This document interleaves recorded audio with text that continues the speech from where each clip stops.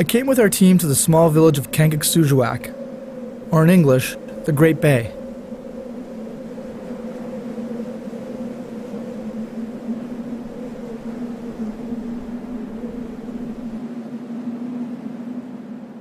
The settlement of 600 residents sits at the northern tip of Nunavik, in Canada's subarctic region.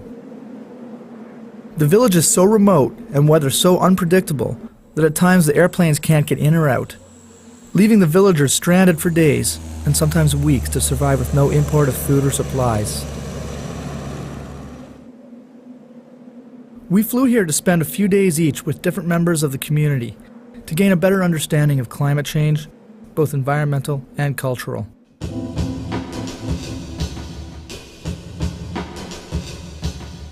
The Inuit villages have modernized over the past 10 years, attempting to catch up to the digital age.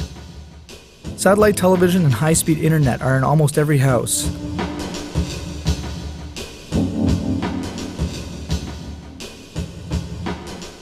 They seem to have everything here except cell phone towers. Yet, anyway. The majority of communications amongst the villagers is still the radio.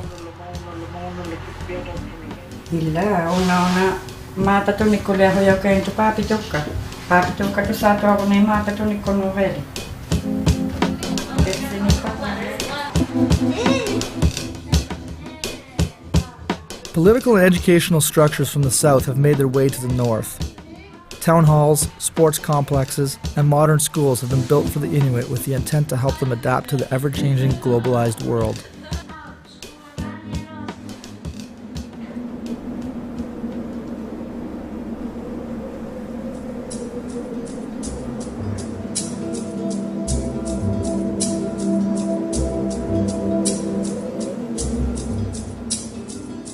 Despite the northern communities having grocery stores with expensive packaged foods from the south, many Inuit still choose to hunt the country food that has been their staple for thousands of years.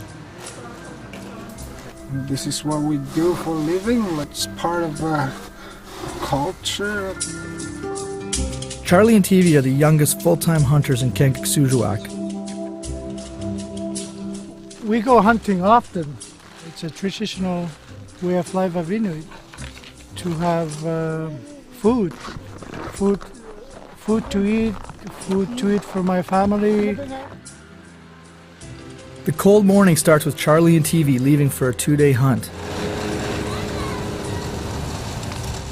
They're not the only villagers who live off the land. Each day a large group of men head out to the ice edge and to the tundra to bring back food for the whole community. Johnny is a solitary fisherman.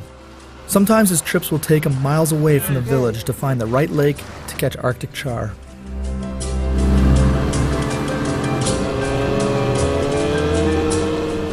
Right now it's started to get very bitter weather, and gonna be a nice day or another few days. The clouds are changing. Lukasi is an elder and a hunter who is well respected throughout the region.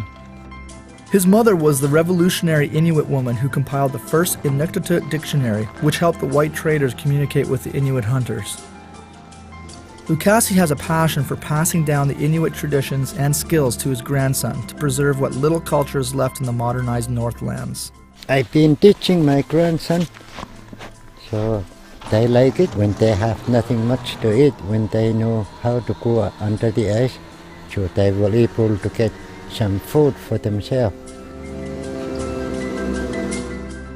Lukasi, like most of the other Inuit in the community, is able to get places quickly and efficiently with his snowmobile, making it much easier to bring food back to the family.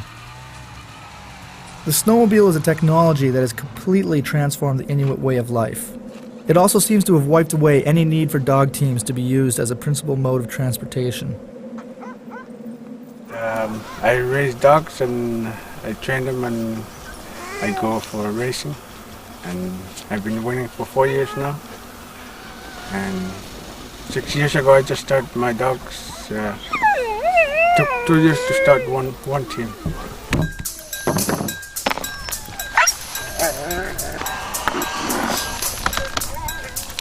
How many times do you go out?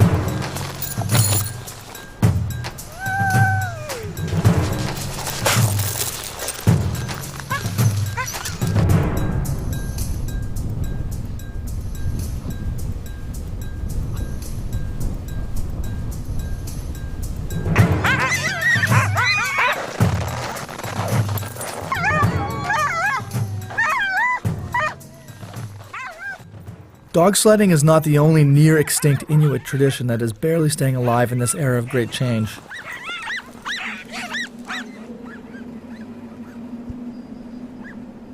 As the generations are modernizing, some of the defining Inuit cultural symbols are disappearing into the fabric of history, like the igloo. I was born in Kangiqsujuaq, but we're 15 kilometers from Kangiqsujuaq, in the igloo. I live in the igloo since from my born up to 1960. The last migration of the Inuit took place in the 1970s, and since then the Inuit population have stopped being nomadic. The infrastructures of the South have made the igloo no longer necessary.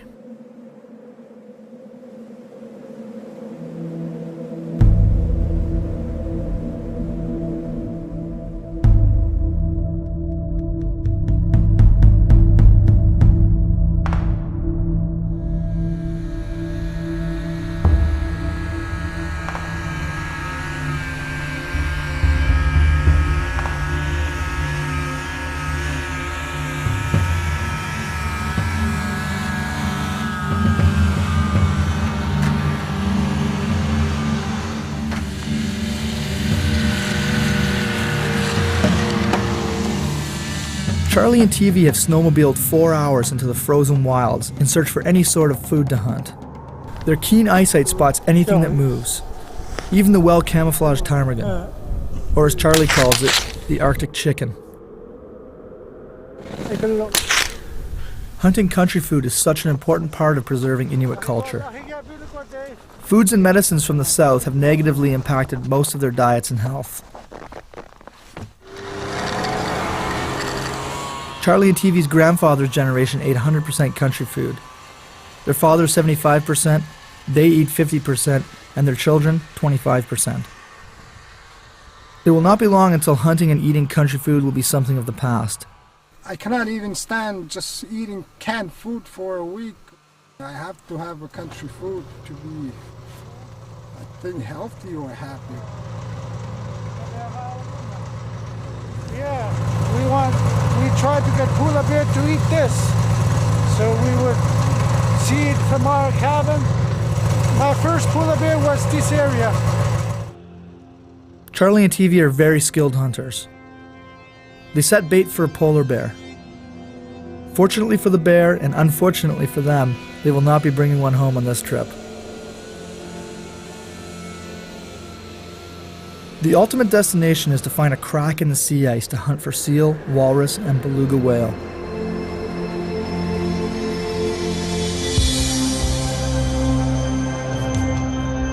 The cracks in the ice are formed by shifting currents and flexing temperatures and can be hundreds of meters wide. The ice floes were so thick, however, that hunting here would prove to be far too dangerous. We thought we could see some seals, but there was too many ice, so we had to agree on whether to go fishing instead.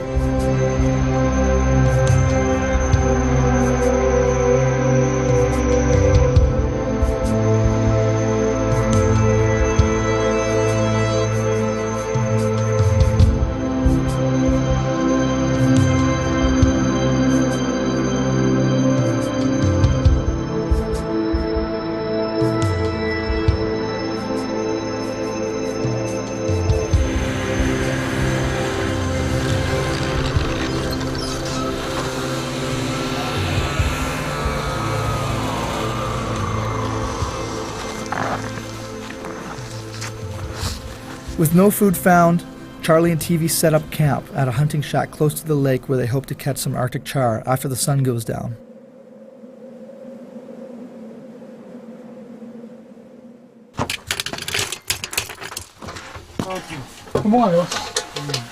More ice.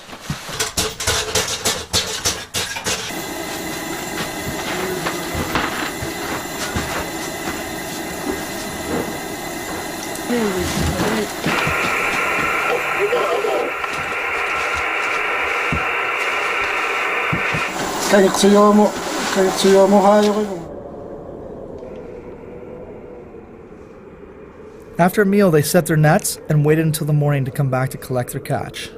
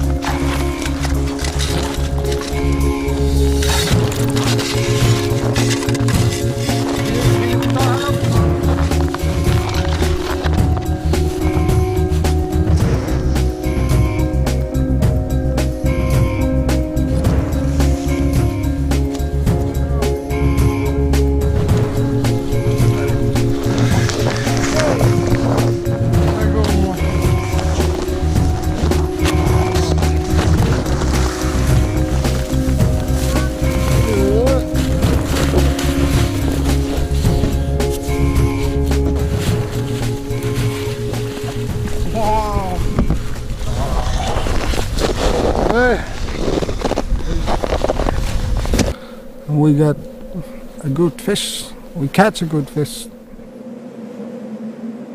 We can do it any time, but like right now, it's a late winter, and the ice is thick, and there are snows in there. With that ice jigger we have nowadays, it's not really our culture, but we got adapted to it.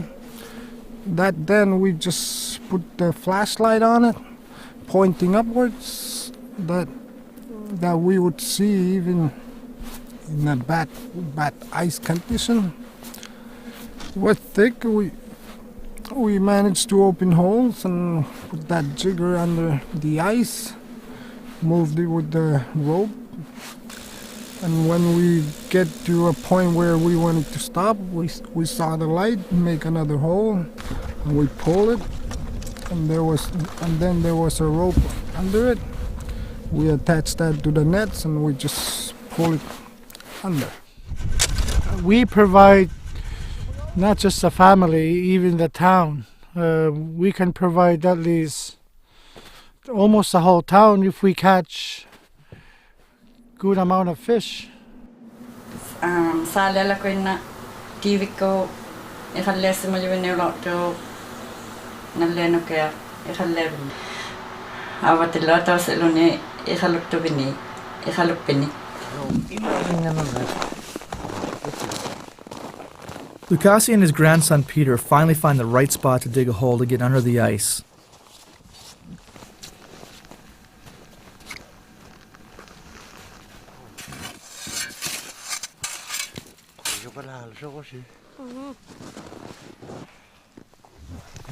Not too long ago, it's about, there was only Inuit, so they've been eating mostly country food. So they've been starving, and because nothing much food, especially in winter time when it's cold and it's difficult to find some food. But we know there are some mussel under the ice, nothing much to eat, so we have to make a hole even it's a danger. If we starve to death, it will be worse. The water is still going out, so we have lots of time.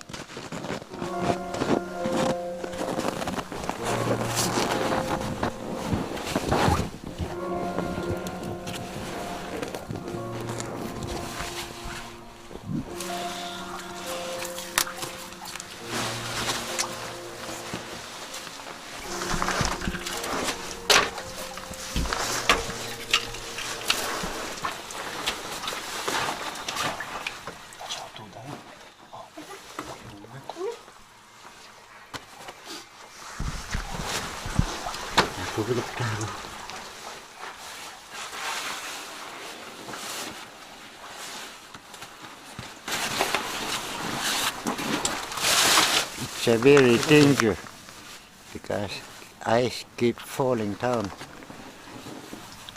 We have to learn how to get inside and pick up some mussel in safety place.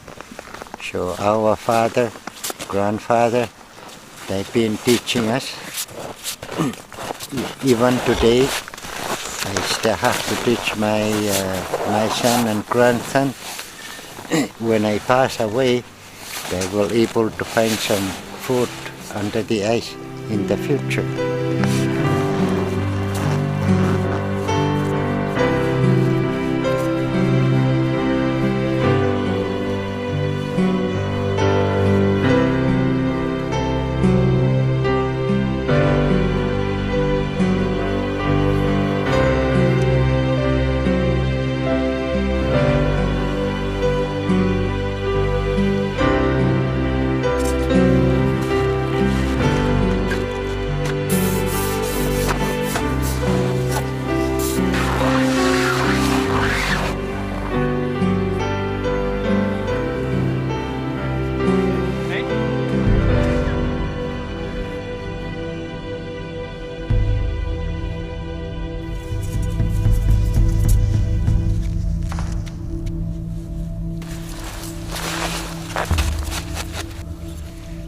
When I was a kid,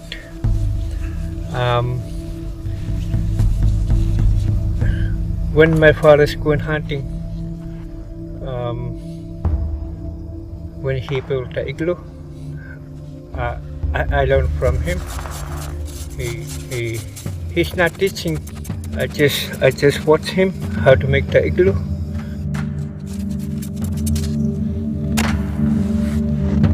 As the sun sets and the still cold air rolls over the plains, Joe puts the last blocks of snow on the roof and completes the perfectly sheltered igloo in 90 minutes.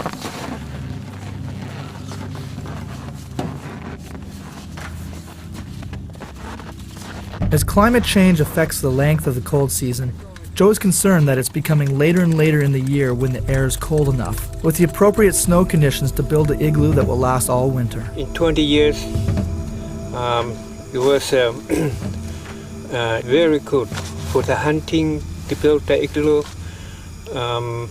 that we have good snow. This year, it's very late to have built the igloo.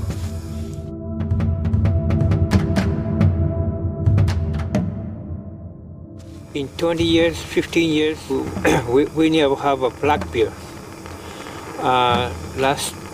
Last 2 years and 4 years, they got 2 bears very close in town. Maybe every year the weather was a change. Maybe that's the reason why I don't really why.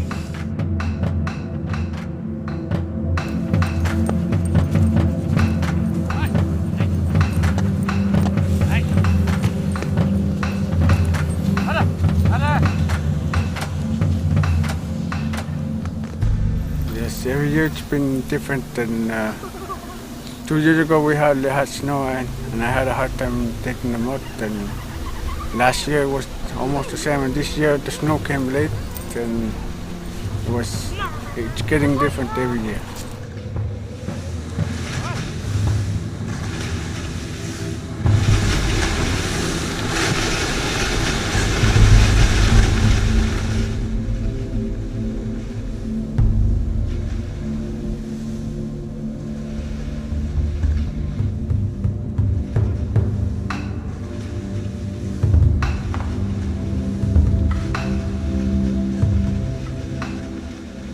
The powerful Arctic sun beats on Peter's face and reflects off the pure white snow.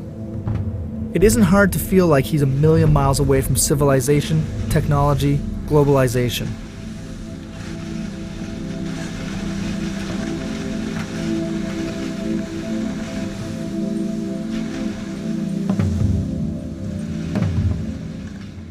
Although Peter is a modern Inuit with all the creature comforts available to him, he still sees many advantages that the dogs provide over the snowmobile.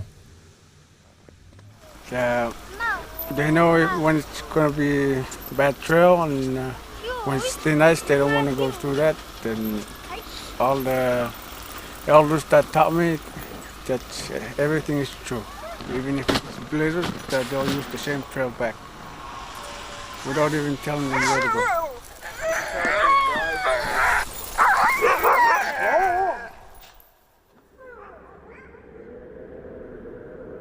Johnny has a good perspective on climate change, specifically with regards to the decreasing snowfall amounts.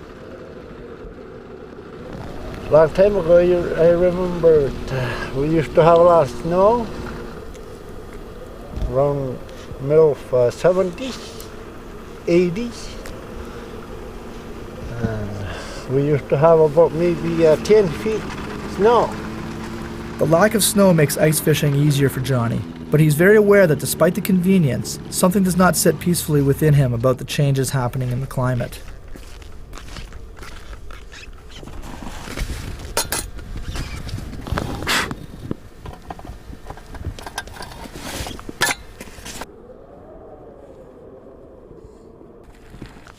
Right here.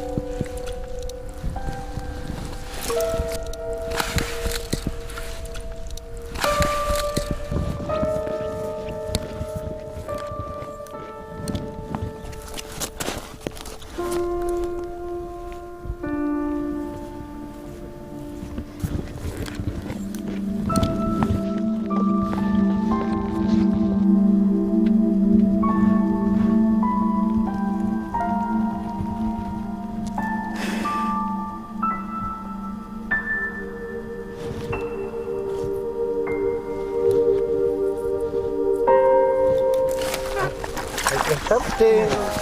I got little fish.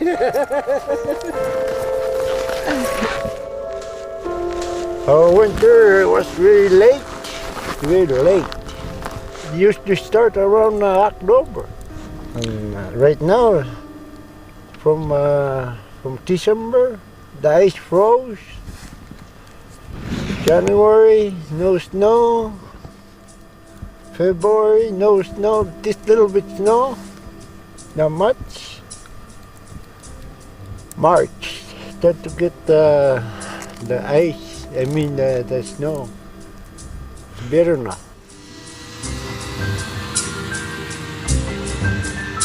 For my children, they're gonna have a hard time to catch the food the way we have, the fish, the seal, beluga. They're gonna have a hard time. Climate changing is it's here. Even the ice doesn't freeze faster as used to. I heard that this place was a glacier, it melted, we froze, and We've been getting a lot warmer weathers. every day is a new day, so I think it's normal.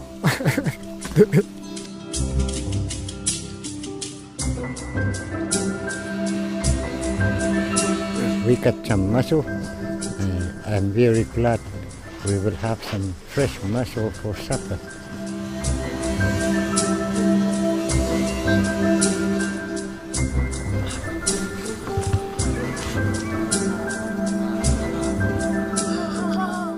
I tried them on bad weather. They brought me home. So if the mosquito doesn't bring me home when it's bad weather, the dogs can do it.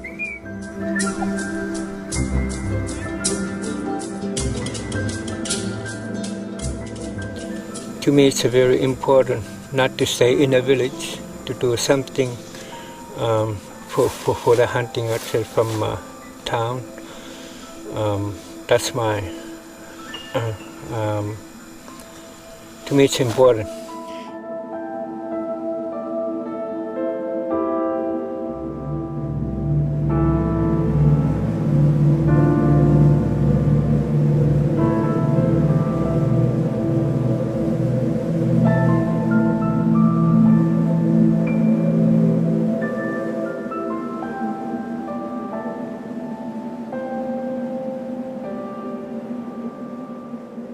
Every day the air gets warmer. The sun sets later, the days get longer, and soon, when summer comes, the sun hardly sets at all.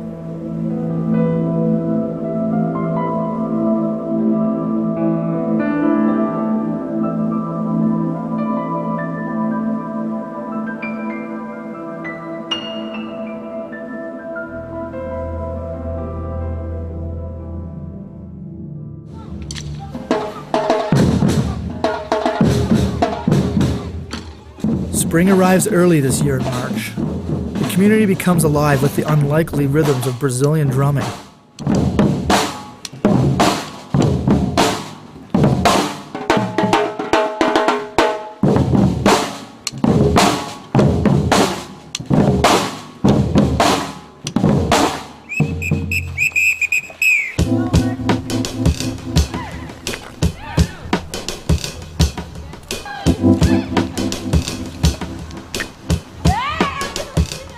The sun brings families together outside. Kids play in the streets. A new season is here.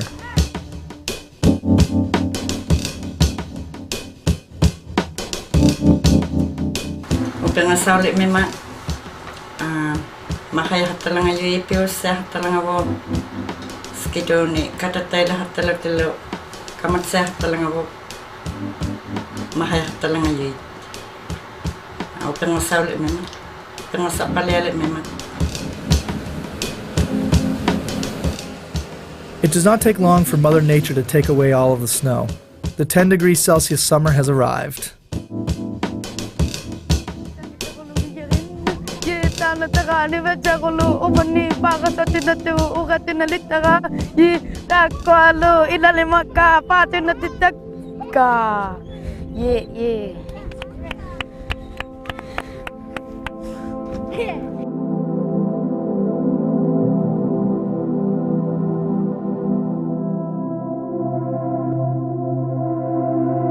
Tinggi kalasong ugalot at tinggi girutok to alo laktotat sa mali walak tuluman na lo piyo sa laktawot inuto niya sa tulinok tito kasi ari piyo sa kakpala o tatat sa mali ako halunak sa uti alo itakulok sa managilo na ito magkatakon na patawot sila kaduit saya macam na si wala utiliw yak sa madugin ututay niyo si tinsak ko'y pala yak sa tasok lo tamakwa luiting ak tilugit at samantayat tamakwa galait Así digo, tigilo más más. Luego te quiso calendo sitini, y loco sitini.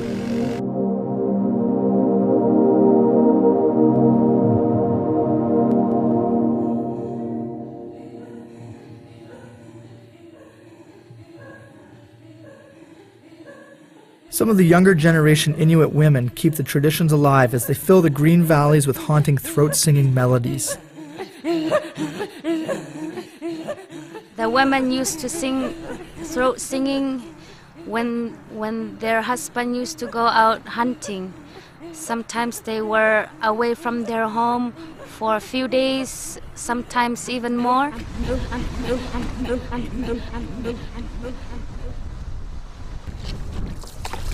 So little vegetation grows here, so hunting animals is how Johnny survives. When he brings back country food to the community freezer, the municipality pays him money so he can buy fuel and maintain his boat, vehicles, and manage other costs.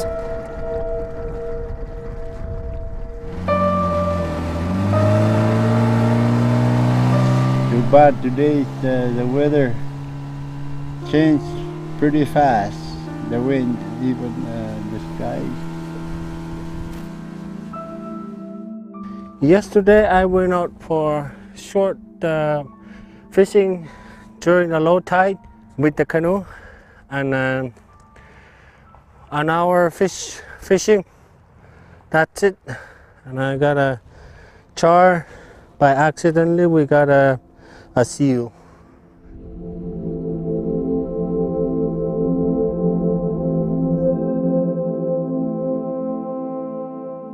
As the men trek into the wilds to hunt, many of the women gather in tents along the beach to spend time together and to dry Arctic char or skin seal, bear, wolf, or caribou.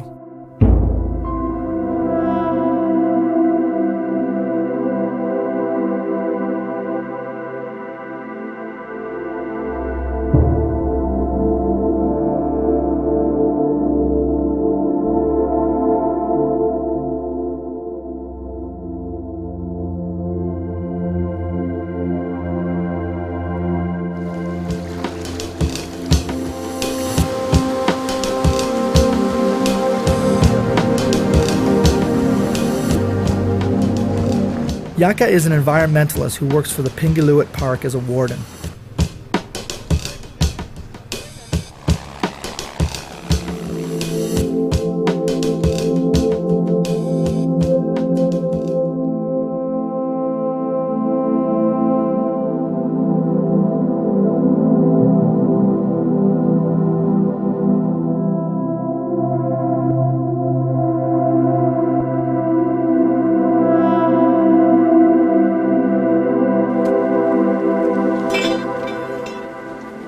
It was suggested that up here in the north, the acidity level of our water is higher than most because of the fallout that we get up here. So hopefully the environment is adapting to it and will continue to adapt to this threat.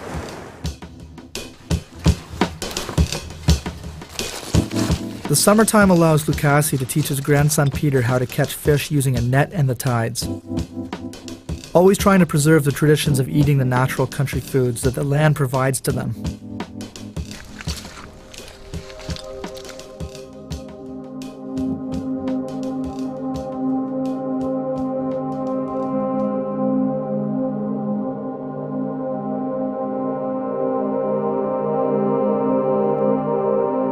Everything is quite expensive in the store, so it's nice to catch a fish.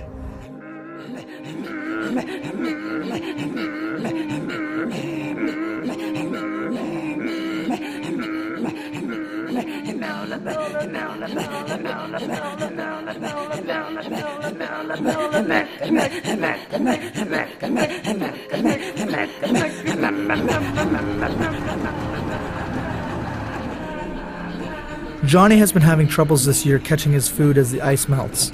So are the polar bears, who are dying of starvation. If I have to go out camping on the island or at the point, I might see the polar bear might attack me. and they are having a hard time to cut their food because of there's no ice. The ice melts pretty fast up north, and sometimes they attack people, the bear, white bear. Political pressures are also making it hard for Johnny to hunt for a living. The Canadian government has been adding many restrictions on hunting limits. 15 beluga per year for a town of 600 makes it hard to sustain a country food diet.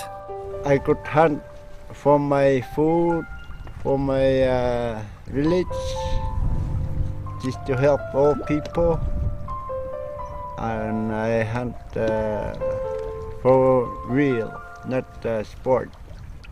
I never do hunting sport. We used to hunt a lot beluga.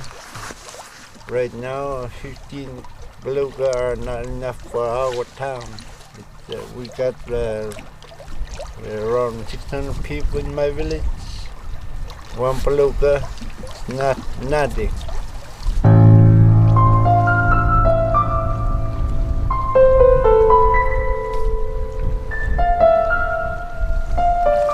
The government are not helping me out. They are ruining my life out, and they try to cut the one I hunt, the beluga. Even they tried, maybe they're gonna try to cut the walrus hunt too. That's what I heard. It's our wild country food, and we don't have to pay. We go out ourselves for feed our family, to help old people too, and to us it's very sad.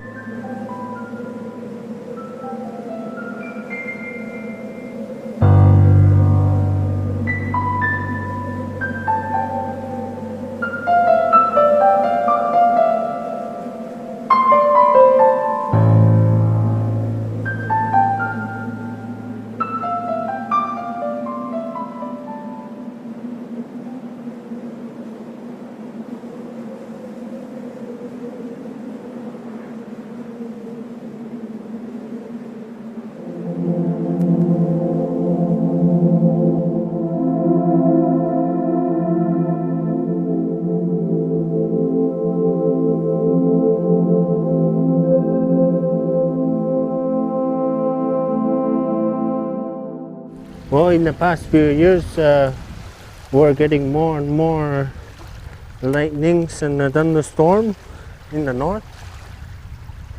It's really unusual, but it's a nature's call.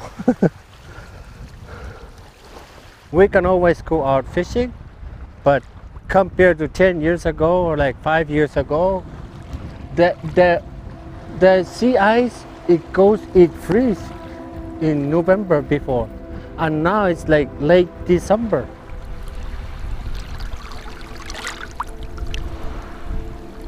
All winter long, there was an open water that there was never used to be. We're changed. The weather is changing for sure.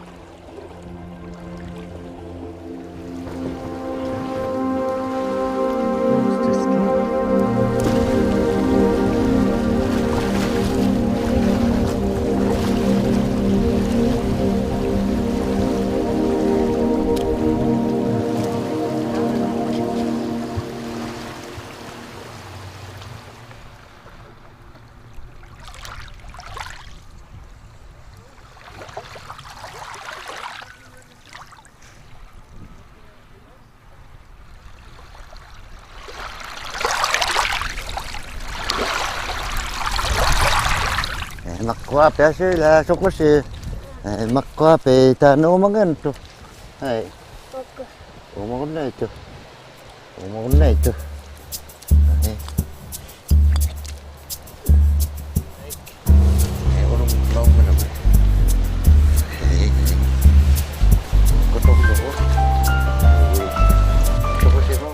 Lucasi hopes his legacy will live on with his grandchildren and help keep the Inuit culture alive despite all the substantial changes they are facing.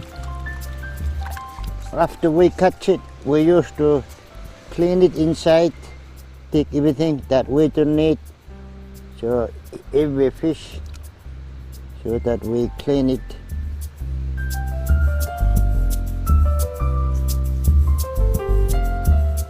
I have 9 grandchildren, so each one of them is interested to learn how to do hunting, fishing, like the way. So it's good for him, so he will know how to do it. So that's the way we live.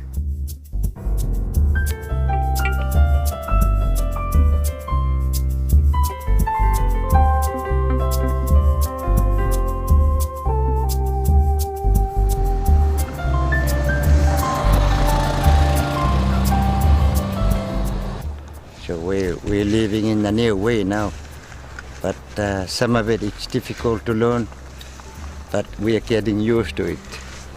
Like my father, he eat about 75% of Inuit and 25% Kangiqsujuaq food, the white people food. So I am a son, and I eat like 50% Inuit food and 50% Kangiqsujuaq food. This way I'm okay, I'm steady, I'm very well. Like my son and my granddaughter and grandson, they eat 75% white people food. Looks like our country food starting to disappearing slowly.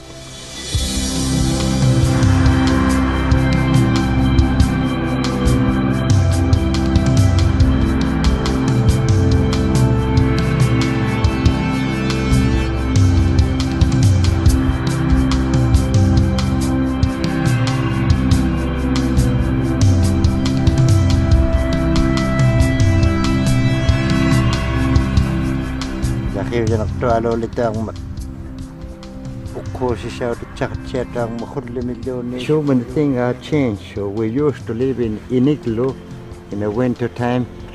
When the spring is coming, the igloo start disappearing. So we have to set up the tent.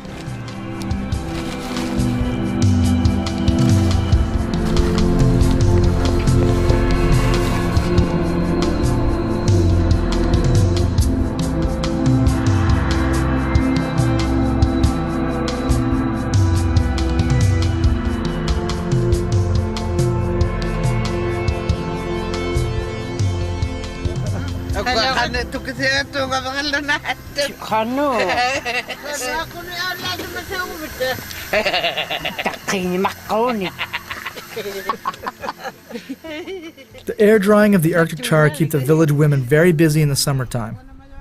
Air drying the fish requires a certain cold temperature to avoid decomposition. This one, okay. I tried it you, and yesterday.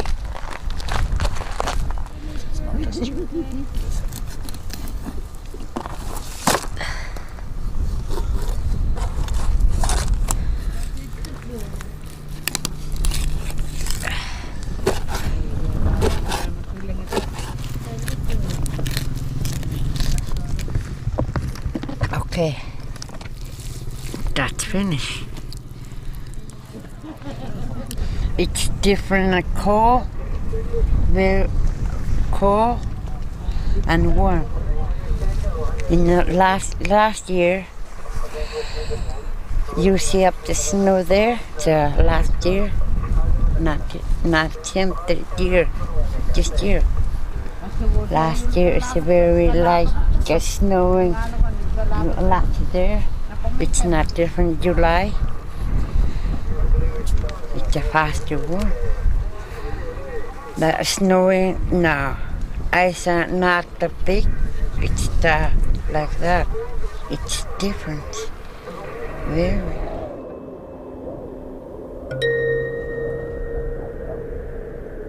The people of the North have always been the first to detect changes in the environment. Whether it be polluted air, acid rain, melting of the permafrost, warming waters, The Arctic is the thermometer of the world, and people like Yaka are fearful of what they are seeing.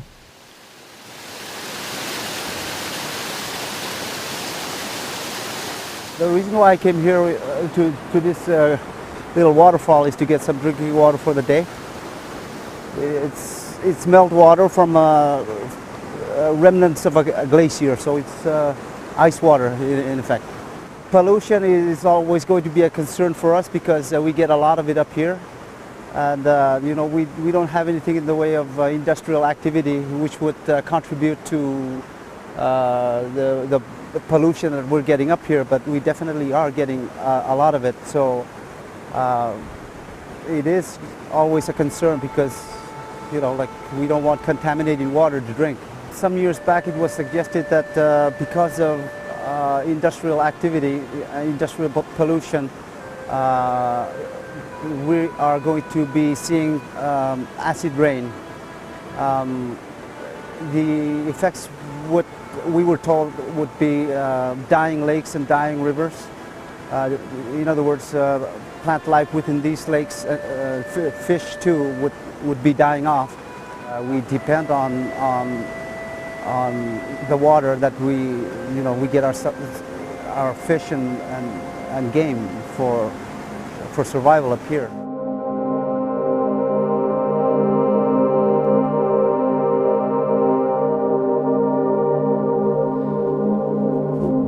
We are concerned, as most people are who are in the know of this, and to be sure, I believe that we will be the first to see the effects of it. In fact, like I said earlier, the effects are already visible, and I believe that global warming is well on its way. In fact, just behind me we have something of a slow landslide happening because the permafrost is receding year after year, so that is kind of scary to me, as it were.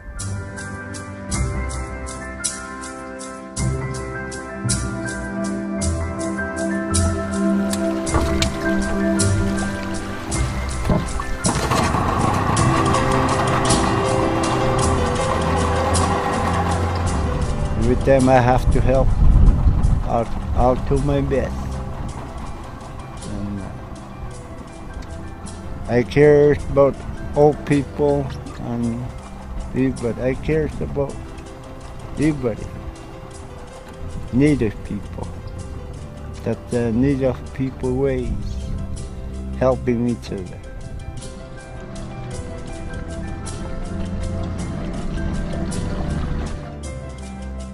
People wants to have a fresh char.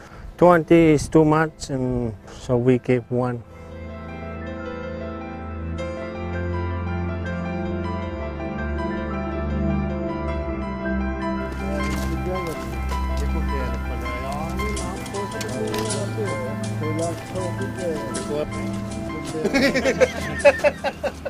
I mean, everybody doesn't have any money to buy groceries. So we try to share as much as possible. Thanks.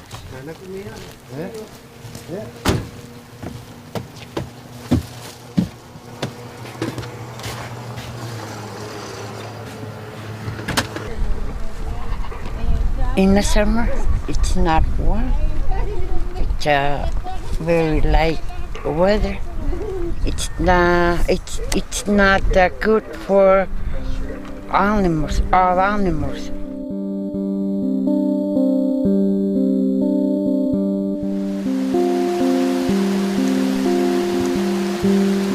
We can see the effects of what the human race is doing, and it is quite profound in certain ways. The term global warming has recently been exchanged for a more up-to-date term, climate change. Our project revealed a few things. One being that climate change has drastically affected the way the Inuit live their lives, hunt for their food, live in their homes, provide for their families. We're starting to notice after the weather somewhere around 1970 and 1980. My father found out first before someone mentioned about it. And he was saying, my hands are starting to burn. Looks like the sun's gonna be very hot very soon because my hands are burned the first time. Couple of years after, by the weather station, by television, all around the world, they were starting to say global warming. We teach our generation as possible that we learn from our parents. According to the world, it seems to be getting warmer about global warming. So I am kind of a bit worried what to teach my grandchildren. Easily teach them, but it could be wrong. Today, the people who live on the melting lands of Nunavik are experiencing transitions that are reshaping their identity, traditions, and ways of life forever. The old Inuit way of life is disintegrating, and now a new modernized culture is being born. A culture that is arguably adapting to change faster than anywhere else on the globe.